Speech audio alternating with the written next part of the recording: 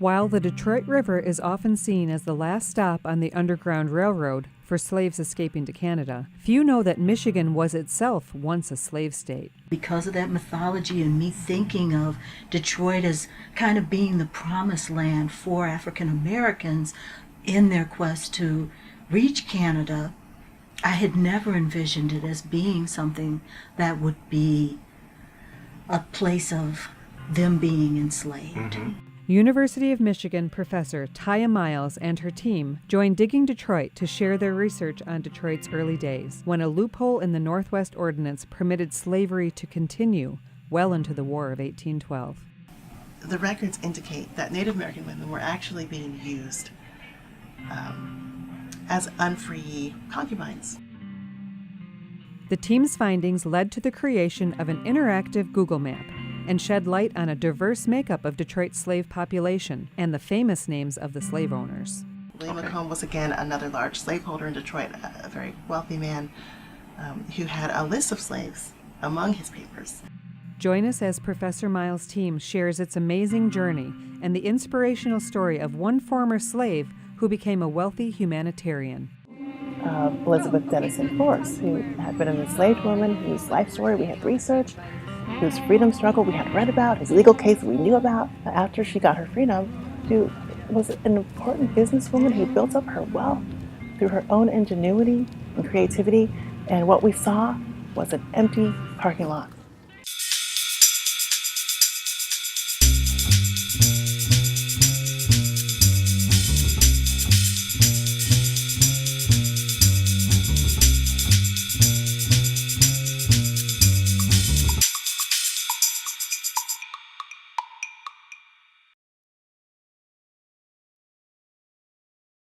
Hi, it's Pete Kalinski with Digging Detroit, and today we are on the campus of the University of Michigan with a very special guest, Professor Tiya Miles.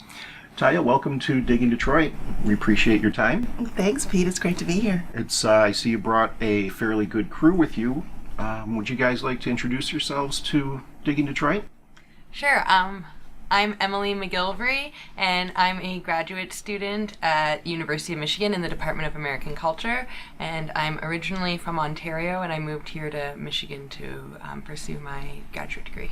Hi, I'm Elizabeth James. I'm the program manager for the Department of Afro-American and African Studies here at the University of Michigan. Michelle Cassidy. I'm a graduate student at the University of Michigan in the History Department. So, Tiya, we're here today to talk about a very interesting project that you were working on for a couple of years with some of the graduate students, some of your undergrad students. Can you kind of give me an idea of what the project was from the beginning? It actually started several years ago when I was in a classroom in Afro-American and African Studies teaching students about slavery. And I always like to incorporate some kind of local research or community connection. Okay. So in that class, we have gone on a tour of Underground Railroad sites, which is organized by a local community group, the African American Cultural and Historical Museum of Washtenaw County. Okay. And it was through that tour that I started to learn about abolitionism in Michigan. I was curious about what had happened before the Underground Railroad became such an important force in Detroit. And that's when I learned about the history of slavery in the city. The whole issue of slavery in Michigan is probably going to be a bit of a surprise. Generally speaking, I think that people have an impression of Detroit as midnight, that iconic location that's the final stop on the Underground Railroad before enslaved people seeking their freedom would cross the Detroit River and go into Ontario. And I think the mythology, which is a very positive one, overshadows part of the history, which is a little more difficult to confront. Mm-hmm.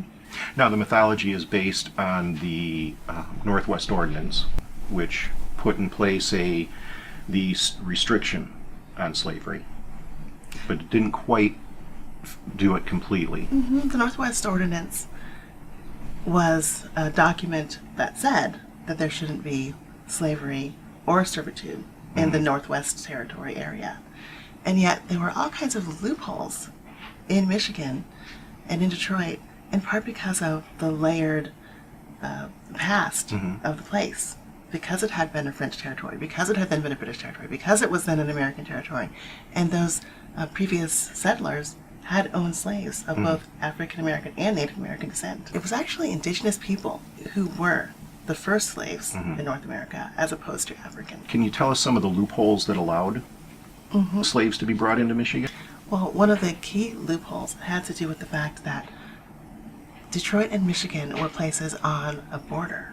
People who were already here, people who were French, people who were British, they were compelled to swear allegiance to the new United States, but they were permitted to retain their property. Because, of course, we know that Great Britain is a place, the United States is a place where property is valued, above many other things. Right. And so the idea of taking away a person's property was viewed as really a violation of that person's rights. Right. So unfortunately, what that meant was, if you owned property in human beings, if you owned property in slaves, you could still hold on to that property, even though, in a general sense, slavery was not supposed to be taking place here. So, Michelle, can you tell us what it was like doing that down and dirty research and translation? It was just really time-consuming because I had to go through all the records were on microfilm here at the Bentley Library, but they're from the Archdiocese in Detroit and St. Anne's Parish. And it was just a lot of names. But it was basically, much of it was formulaic. So once you get the idea of what the records are saying, you just are looking for names and for an indication of slaves, Pawnee, and African American slaves. Were they clearly identified on the records? So each different years had different people writing the records. So some years they would actually identify in the margins. Other years you had to really look in each record carefully. And most of the time, though, it would say Pawnee slave or it would say black slave. But sometimes it would just say slave, or you would notice that somebody owned somebody. It wouldn't even say slave. You would just, the way the language was. So it differed. Were you able to identify a particular family or a group who would be considered the big slaveholders? As we turn the corner, where I've walked so many times with my family, and my sister now lives in that space, was on Brush Street. And when Tiya said the Brush Plantation, I was like, plantation? What are you saying? I couldn't believe it, because here my sister was living in what was the Millender apartments, and this is the location of a plantation? And I kept saying, in my city? And it was something that was so shocking, because being also of Native American ancestry, I knew the contested space of being Native in this city. We turned to another corner, and it was near where now the Joe Louis Fist is, and they were saying, somewhere in this location was the whipping post. And my heart just dropped down, and then there was a part of me that said, but you know what? They were resilient, they survived, and now we as the ancestors have this fist to show us how, you can continue to surmount these odds and make it. So there was a great deal of pride mixed in with that initial kind of a shock. I think one of the things that I found most shocking was that slaves were moving both ways across the river. So Tiya had mentioned how Detroit was really like as a sort of an international community on the water. So you had slaves that were moving from Detroit to present-day Windsor, which was then Upper Canada, British territory for freedom. But you also had some slaves who were moving from Upper Canada to Detroit for freedom at around the same period of time. And as a Canadian who talked a lot about mythologies, the mythology is always a sort of Upper Canada and Ontario as the final destination for the Underground Railway. The idea that slaves were actually escaping from Upper Canada to Michigan territory and Detroit in particular, and some slaves were able to find possibilities for freedom in that way. I found most surprising just the pure numbers, so how many African American slaves there were. I had known, because I study this region for my own work, that there were indigenous slaves in the region, but then thinking about African American slaves interacting with indigenous slaves and just the mix of people that were here was something that was surprising, even though this is part of a region that I focus on in my own research. What did you do to find this information? One of the first things we did is we went to the censuses, and so we had names of slaveholders. So then we went to the Burton Historical Collection at the Detroit Public Library and looked at slaveholders' papers.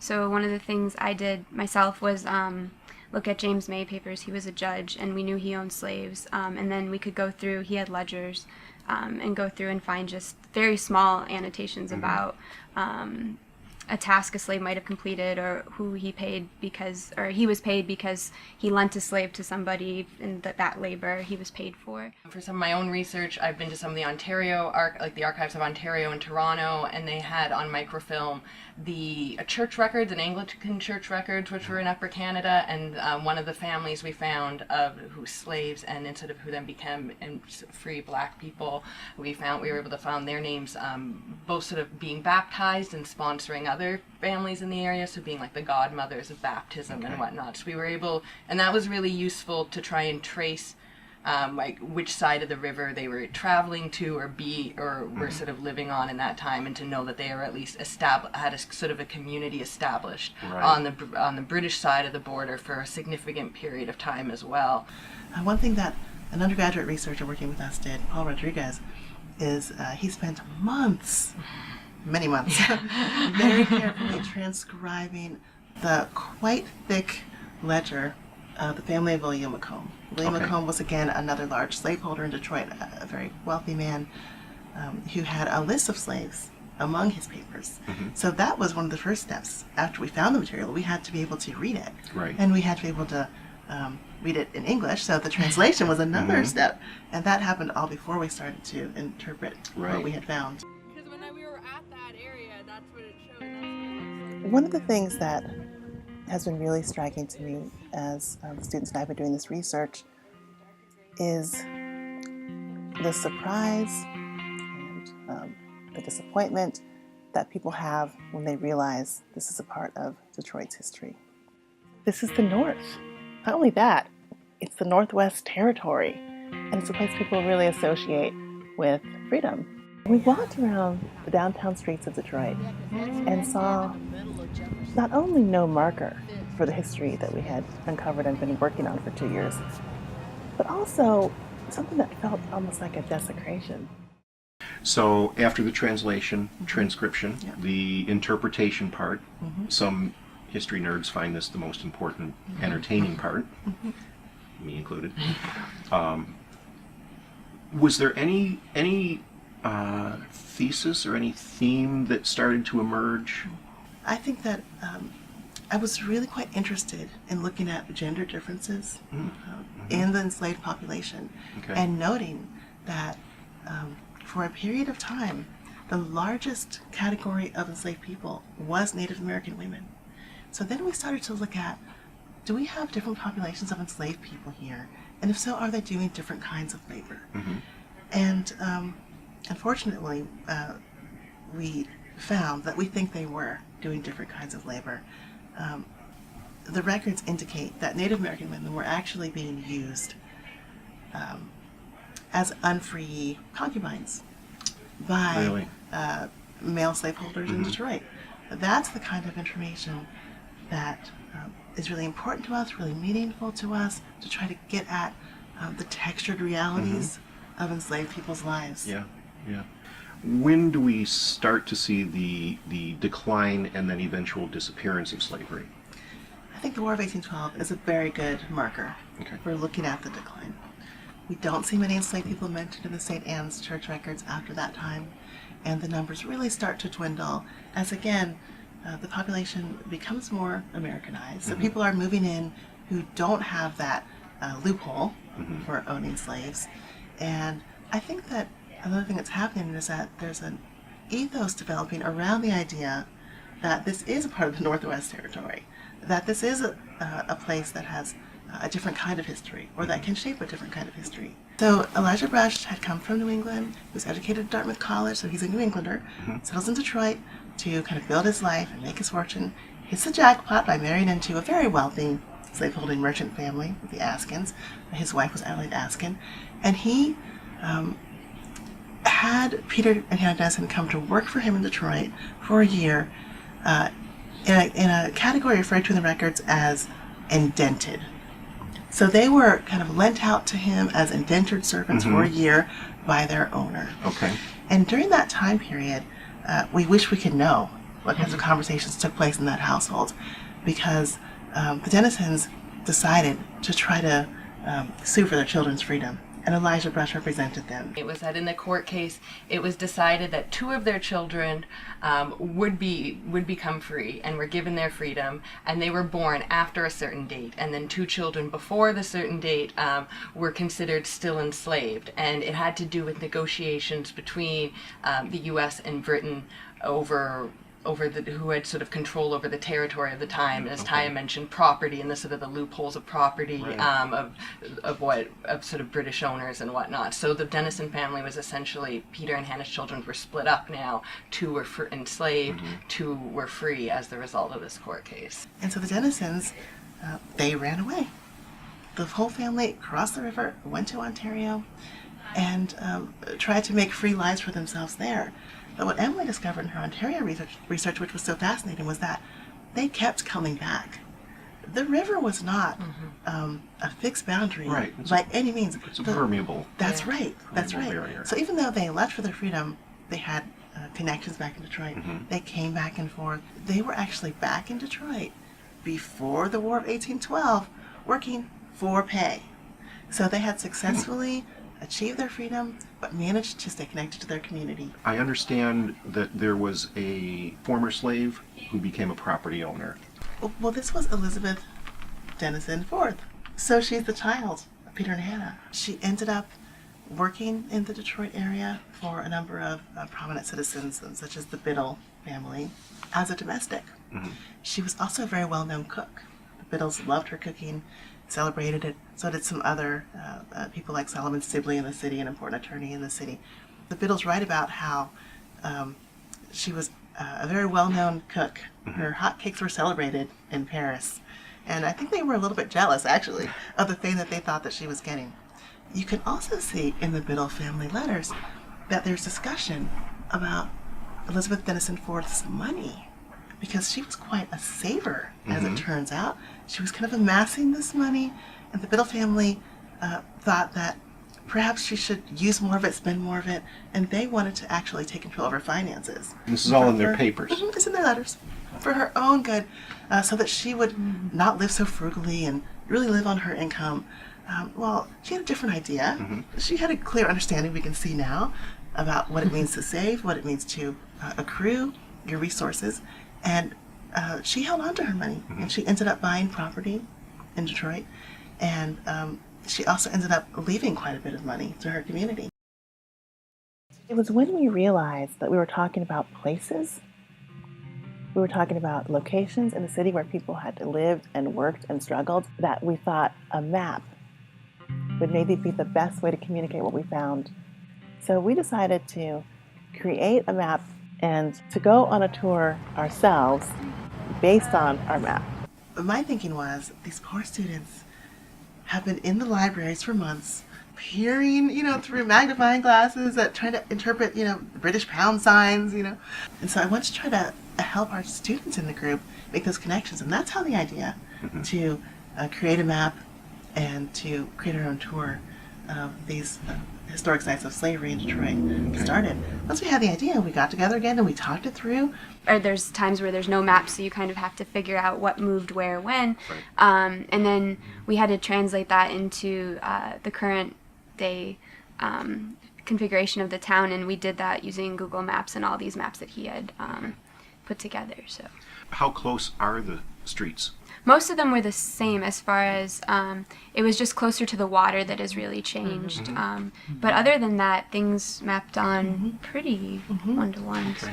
You may be looking at, tall, shiny skyscrapers, but you are on those old streets. The layout is very much the same. And you can actually feel, when we were walking this week, I think that we really had the sense of how enclosed this community was. That's right. I was thinking, can I make this walk? We're going to be walking for miles. Everywhere I was looking, it was almost, there was something very moving about it, that you really could feel the presence of how close this space was and how people really were so intertwined. They had to be, because everybody was within such close proximity to one another. You couldn't have a sense of distance, like Yeah. how we do now. You know, Yeah. Detroit's huge. You know, quite literally, you could stand at one end of the city and easily see the other end. Right. We retain the word city because it's a city now. But really, we're talking about a village that, an enclosed village, because it's a fort, that became a town that, over decades became the city that we know. So it wasn't the case that you're going to have slaveholders who are 3 miles away from the slave quarters. Right. No, enslaved people are living right there on the farms of their owners, even in the households of their owners. This is why it's so fascinating to kind of imagine what took place on the Brush farm, in the Brush household, when the Dennisons were there, because they were close to each other. They had to be, because of the physical environments and the built environments. Now, what's been the response to the website? We just got emails and responses from people who were finding the site. It was kind of incredible. That's the amazing thing about the internet, about sharing your information, is that immediately you're in a conversation with people. And so it was just incredible to me, and it was so satisfying to see that maybe a week or two after we posted it, if you typed in slavery in Detroit, our site came up, and people were talking about our site and giving their thoughts and giving their comments. And again, we made some more adjustments based on comments that we got.